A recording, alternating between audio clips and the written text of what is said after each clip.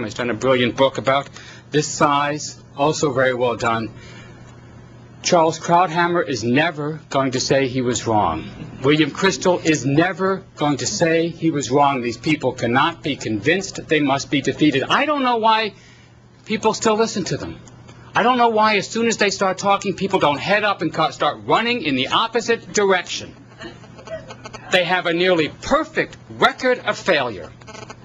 Afghanistan, Iraq, Lebanon, Iran, North Korea. Every single member of the axis of evil, every single target of this preventive war strategy, of this regime change strategy, is more dangerous to America today than they were 5 years ago. We invaded a country that didn't have weapons, and we turned it into chaos.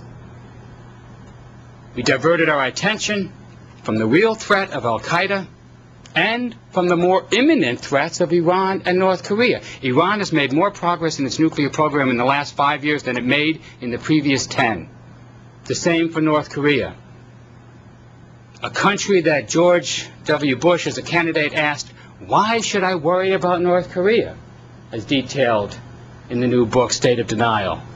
He didn't get it. He still doesn't get it. This is an extremely dangerous period for America. We can't wait for the next election. We can't let these problems drift for another 2 years. They have to be corrected as soon as possible. The continued pursuit of this fundamentally flawed philosophy, ideology, and politics is doing great harm to the national security of the United States.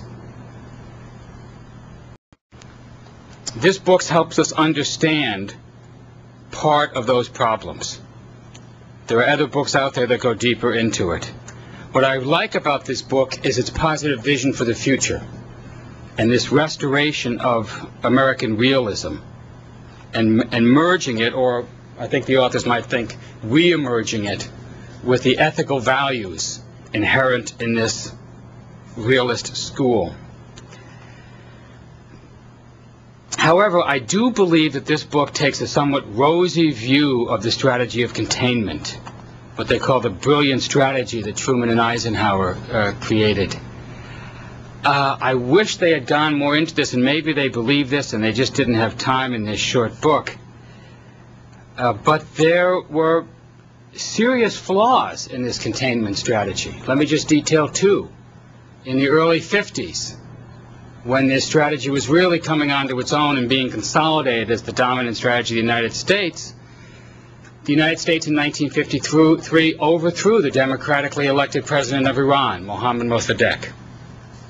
Most America, I know John knows this, most Americans don't remember this, the Iranians remember this. They understand what we did. This was Dwight Eisenhower, the Dulles brothers, and British intelligence. They did this in the name of containment. You have to understand this. It wasn't just about oil, although the Anglo-Iranian oil company had a great vested interest in this outcome of this coup attempt, or a successful coup. It was designed because they feared that Mossadegh's nationalization of the oil industry in Iran would bring communism to Iran, would bring Iran into the Soviet orbit. They couldn't allow this. So they did it in the name of containment. It wasn't an isolated example. They used the same justification the next year when they overthrew the democratically elected president of Guatemala, President Arbenz. There were numerous other examples, and this tradition lived on with Henry Kissinger's overthrow of the democratically elected president of Chile in 1973, President Allende. You know, there is an ugly side of realism that you have to come to grips with. I don't think the authors embrace that side. I think they want to correct it, but you've got to talk about it. You've got to expose it. You have to bring it out to the light. It's not just enough to say, well, we're in favor of democracy. You have to understand what we did wrong and why that hurt American national security, not advanced it. Example number 2, nuclear weapons policy. Realism, in many instances, embraces nuclear weapons. It sees this as the realistic answer to the security threats we face. Under realism, under the policy of containment, we went from 200 nuclear weapons in 1949 to 20,000 by 1950. I don't consider that realistic. I don't consider that a realistic appraisal of the threat, of the need for this number of weapons, of what we would possibly do with this number of weapons, but they were all justified. And they're justified today. We have 10,000 nuclear weapons still, down from the peak of some 30,000 in the American stockpile in the mid-'80s. And we feel, and although the neoconservatives now dominate the national, the nuclear strategy of the United States, as well as our overall national policy, they've embraced nuclear weapons and see this as a realistic tool for these realistic missions, including possibly military strikes against Iran, as Cy Hirsch has documented. We have to break with that, and in order to break with that strategy, in order to have a truly ethical, realist view of nuclear weapons and their role in the world, and the connection between our keeping an arsenal of this size and other countries' desire for nuclear weapons, we have to do a much better job of critiquing what went wrong during this policy of containment. What was it that led policymakers to think that these numbers of weapons were necessary, to devote the budgets to them, to elaborate the doctrines that justify their use? That being said, I very much welcome the revival of containment that's contained in this book. This is a strategy that worked.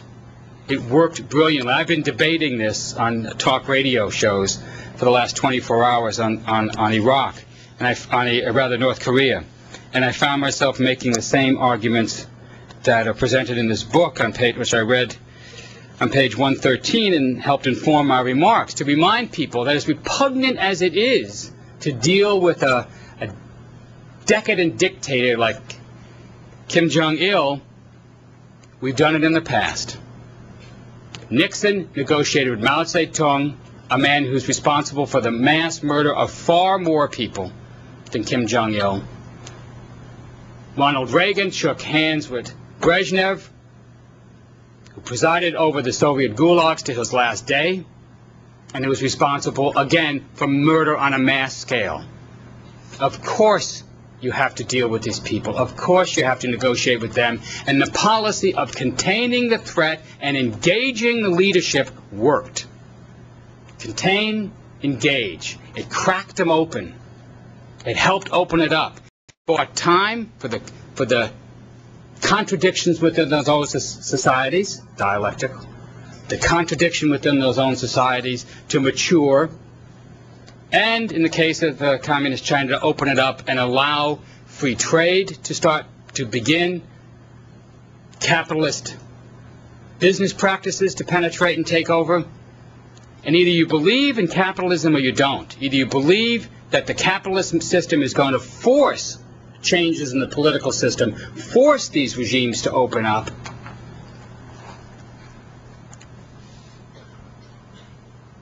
or you believe, or you don't have the faith in capitalism, and you believe that what you really need to do is sweep away the regime at the top in order to get the kind of change that you want. I much prefer the first alternative.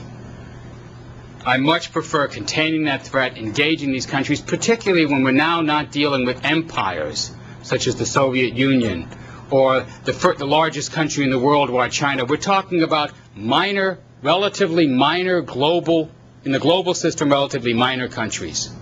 Iran is regionally important, but it is still only 79 million people, a minuscule GDP, something that certainly a country as powerful as the United States should be able to deal with without invading that country, without killing tens of thousands of innocent civilians. There are alternatives out there, and I applaud the authors for helping us realize what those might be and elaborating both the philosophical and political framework for the new strategies of the 21st century. Thank you very much.